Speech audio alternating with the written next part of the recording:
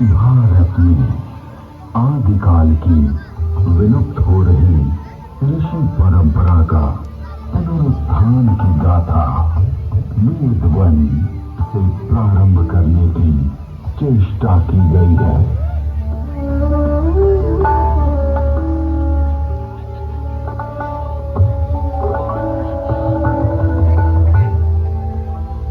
वेद परमपिता परमात्मा की पवित्र वाणी है, जो सृष्टि के प्रारंभ में मानव मात्र के कल्याण के लिए अग्नि, वायु, आदित्य, अंगिरा इन 4 ऋषियों के पवित्र अंतःकरण में उद्भूत हुई।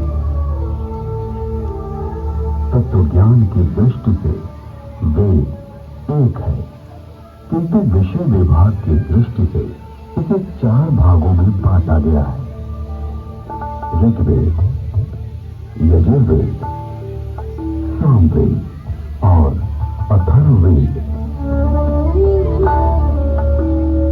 ऋग्वेद में ज्ञान का विषय, यजुर्वेद में कर्म का विषय, सामवेद में उपासना का विषय और अथर्ववेद में विज्ञान का विषय है। विश्व साहित्य का प्राचीनतम ग्रंथ वेद है। मानव जाति के प्राचीनतम ग्रंथ होने के कारण उस समय की सभ्यता, संस्कृति, आचार विचार और कर्तव्य आदि को जानने का स्रोत वेद है। भारतीय दर्शन, साहित्य, ललित कला, संगीत, ज्योतिष, ज्ञान विज्ञान वेदों में है। वस्तुतः वेद संसार के समस्त पदार्थों का बोध कराते हैं।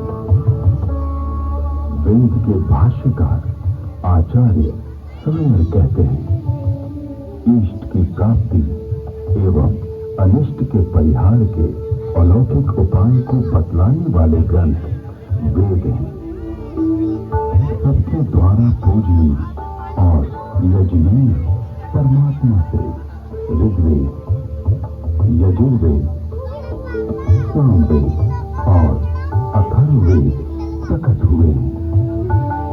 ऋग्वेद के मंत्र दृष्टा ऋषि कहते हैं, तस्माद् विज्ञातस्य वरुता ऋचा सामानि जज्ञिरे छन्दांसि जज्ञिरे तस्माद् यजुस्त अस्माद् जायत।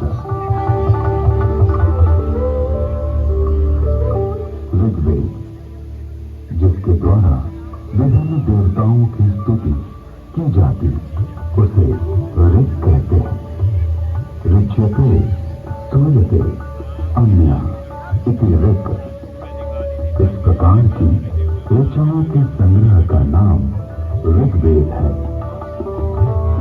ऋग्वेद विश्व साहित्य का प्राचीनतम ग्रंथ है। ऋग्वेद में 10 मंडलों में 1028 सूक्त में 10,600 मंत्र हैं।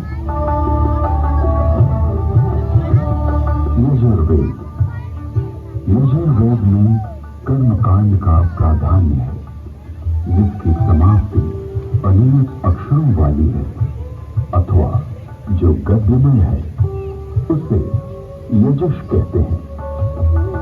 अनियताक्षरावसानो यजुर। यजुर्वेद के 2 भाग हैं, शुक्ल यजुर्वेद एवं कृष्ण यजुर्वेद। शुक्ल यजुर्वेद में 40 अध्यायों में 1975 मंत्र हैं। कृष्ण यजुर्वेद गद्यात्मक है। सामवेद गीति साम है। गीतेषु समाख्यास। संगीत का मूल उद्गम सामवेद है। सामवेद के 2 भाग हैं, पूर्वार्चित एवं उत्तरार्जित। सामवेद में 1875 मंत्र हैं। अथर्ववेद, अभिचार मंत्रों का ज्ञान अथर्ववेद में है। इसमें आयुर्वेद का विस्तृत विवेचन हुआ है। इसकी शौनक शाखा में 20 कांडों में 730 सूक्तों में 6000 मंत्र हैं।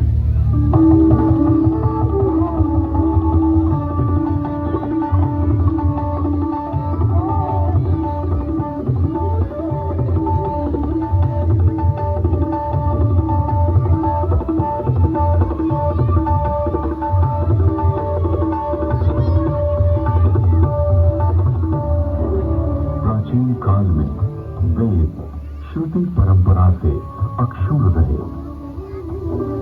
वैदिक ऋषियों ने वेदों को कंठस्थ किया और अपने शिष्यों को इसका श्रवण कराया। शिष्यों ने सुनकर वेदों को कंठस्थ किया और उन्होंने अपने शिष्यों को सुनाकर कंठस्थ कराया। इस प्रकार श्रुति परंपरा से वेद अक्षर बने रहे। वेदों में किसी भी प्रकार की मिलावट न हो सके, इसके लिए वैदिक ऋषियों ने विकृति पाठों का निर्माण किया। वेदों में मंत्र दृष्टा ऋषियों का उल्लेख है, जिन्होंने मंत्रों का साक्षात्कार किया। इस परंपरा में सप्त ऋषियों का विशेष महत्व बतलाया गया है। सप्त ऋषियों का वैशिष्ट्य उपनिषद एवं पुराणों में मिलता है। ये 7 ऋषि हैं: वशिष्ठ,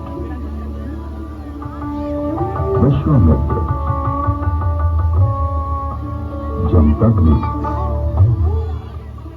भारद्वाज, अत्रि, गौतम, अगस्त्य। वेदों में अनेक ऋषिकाओं का भी उल्लेख है। इन ऋषियों की परंपरा का अनुपालन करने वाले ऋषियों ने भी इन्हीं नामों को धारण किया।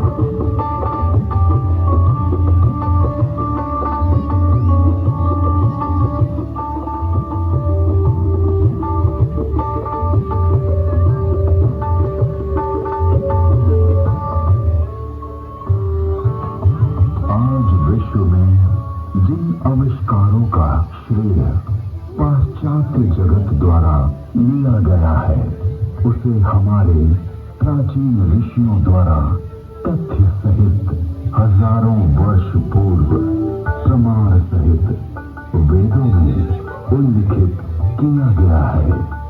जैसे अगस्त्य संहिता में विद्युत उत्पादन के सूत्र मिलते हैं।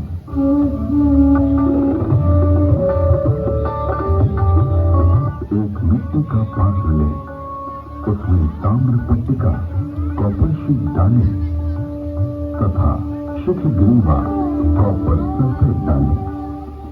फिर बीच में गीले काष्ठ पान से व सॉडस्ट लगाएं।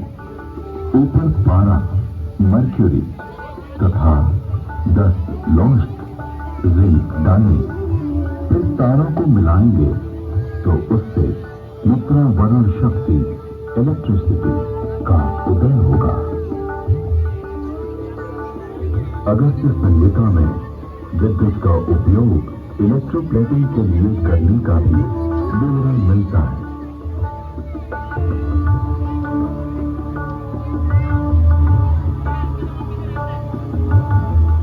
तथा अगस्त्य को कुंभोदव बैटरी बूम भी कहते हैं।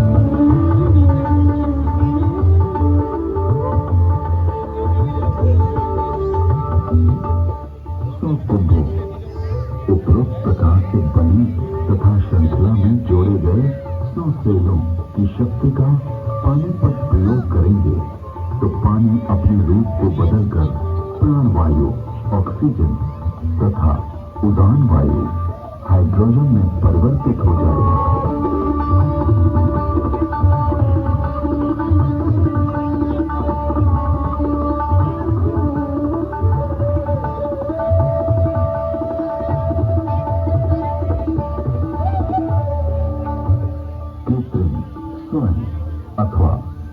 उसके लेप को सत्कृति कहा जाता है। लोहे के पात्र में सुशक्त जल तेजाब का घोल इसका सानिध्य पाते ही यवक्षार सोने या चांदी का नाइट्रेट ताम्र को स्वर्ण या रजत में ढक लेता है। स्वर्ण से लिप्त उस ताम्र को शातकुंभ अथवा स्वर्ण कहा जाता है।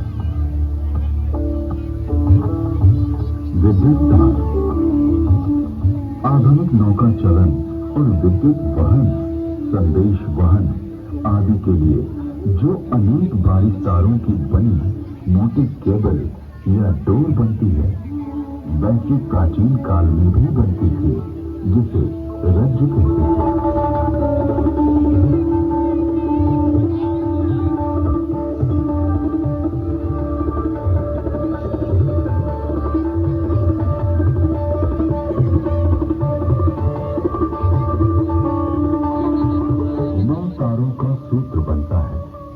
नौ सूत्रों का एक गुण, 9 गुणों का एक पाश, 9 पाशों से एक रश्मि और 9, 8, 7 या 6 रज्जु रश्मि मिलाकर एक रज्जु बनती है। आकाश में उड़ने वाले गर्म गुब्बारे। इसके अलावा अगस्त्य मुनि ने गुब्बारों को आकाश में उड़ाने और विमान को संचालित करने की तकनीक का भी उल्लेख किया।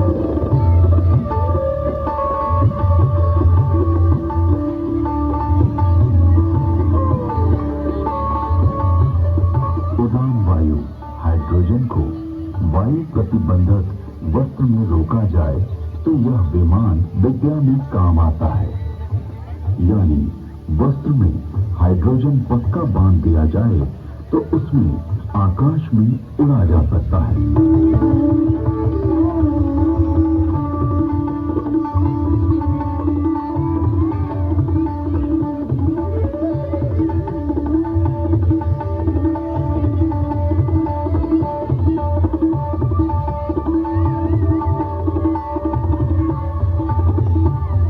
विमान वायु पर उसी तरह चलता है जैसे जल में नाव चलती है। तत्पश्चात उन काव्य पंक्तियों में गुब्बारों और आकाश छत्र के लिए रेशमी वस्त्र सुयोगी कहा गया है, क्योंकि वह बड़ा लचीला होता है। वायु पूर्ण वस्त्र। प्राचीन काल में ऐसा वस्त्र बनता था जिसमें वायु भरी जा सकती थी। इस वस्त्र को बनाने की निम्न विधि अगस्त्य संहिता में है।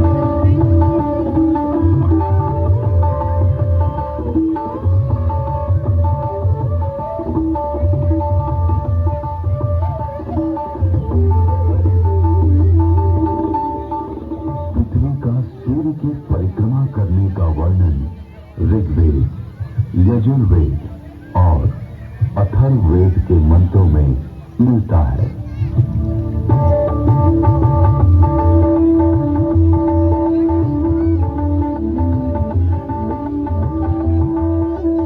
यह पृथ्वी घूमती है, अपनी माता अंतरिक्ष के सामने रहते हुए सूर्य रूपी पिता की परिक्रमा करती है।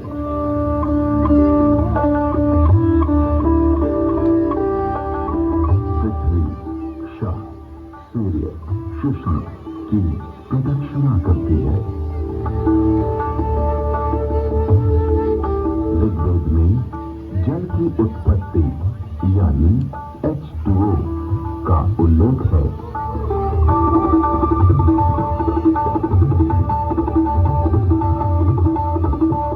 जल की प्राप्ति के लिए मैं पवित्र ऊर्जा एनर्जी वाले मित्र ऑक्सीजन और दोषों को नष्ट करने वाले वरुण हाइड्रोजन को ग्रहण करता हूं। यजुर्वेद में सूर्य में उच्च जल तत्व यानी हीलियम का संकेत किया गया है।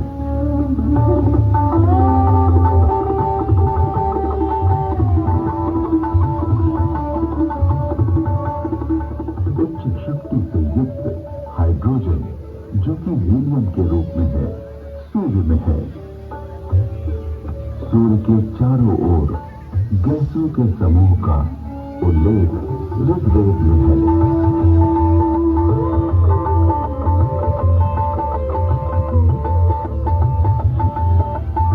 ऋग्वेद में भी सूर्य की गति और प्रकाशक होने का वर्णन है।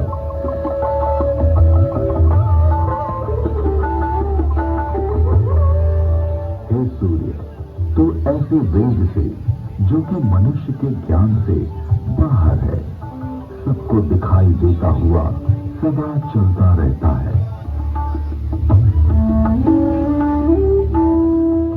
विश्व के प्रथम वैज्ञानिक अथर्वा ऋषि के अनेक आविष्कार का उल्लेख वेद में प्राप्त होता है।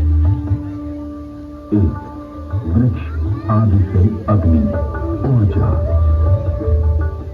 अथर्वा ऋषि ने मंथन, घर्षण, फ्रिक्शन से ऊर्जा उत्पन्न की।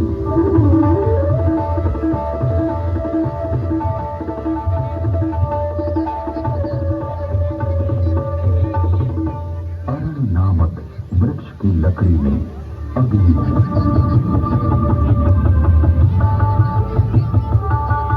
दो पत्थरों की रगड़ से भी अग्नि उत्पन्न होती है।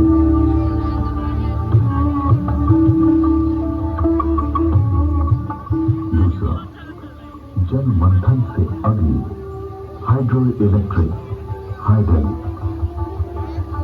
अथर्वा ऋषि ने तालाब के जल से मंथन, फ्रिक्शन के द्वारा जलीय विद्युत हाइडल का आविष्कार किया।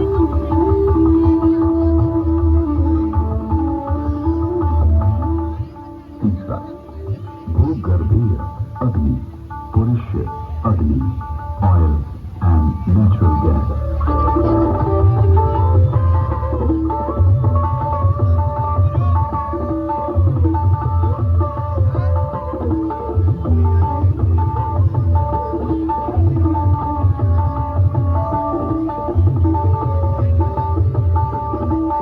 अथर्ववेद में सूर्य से पदार्थों के प्रकाशित होने अर्थात वर्ण, कलर प्राप्त होने का वर्णन है।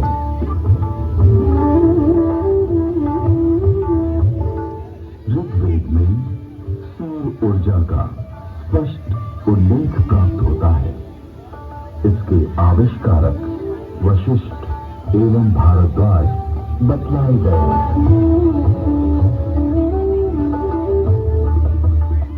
ऋग्वेद में सूर्य की घातक किरणें अल्ट्रावायलेट रेज का वर्णन है।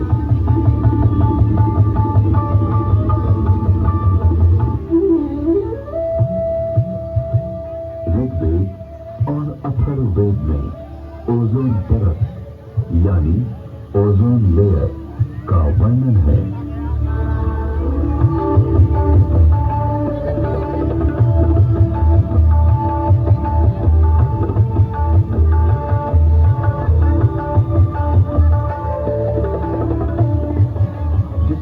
गर्भस्थ शिशु की रक्षा के लिए उल्ब, जार, जेर, झिल्ली, परत में ब्रेन होती है, उसी प्रकार पृथ्वी रूपी शिशु की रक्षा के लिए परमात्मा ने उस महद उल्ब ओजोन परत की रचना की है। ये स्थविर स्थूल रूप वाला है। इसका स्वरूप स्वर्ण के समान दिव्य आभा में है।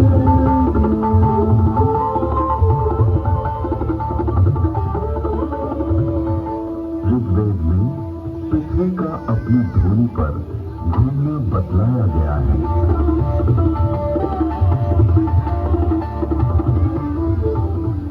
पृथ्वी की 7 परतों यानी स्ट्रेटा का उल्लेख ऋग्वेद में है।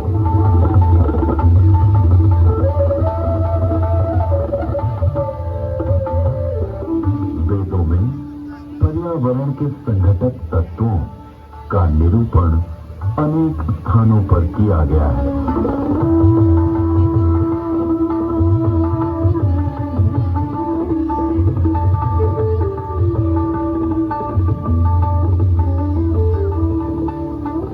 जल,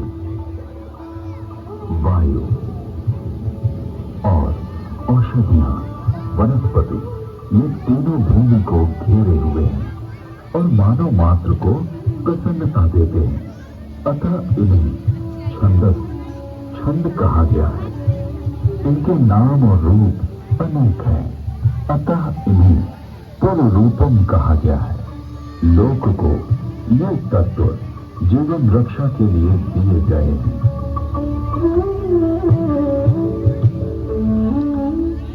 यजुर्वेद में ये स्पष्ट रूप से कहा गया है कि वेद का ज्ञान सभी के लिए है।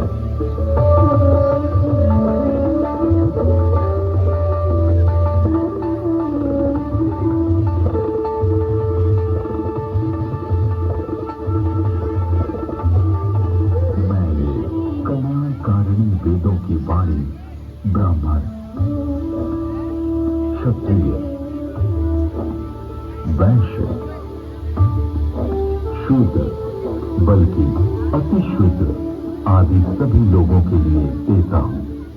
इसलिए अपने बीच किसी को भी असमान न समझो, किंतु सभी विद्वानों के प्रिय बनने और सभी लोगों को दान देने का यत्न करो और सदा सभी की समृद्धि की कामना करो।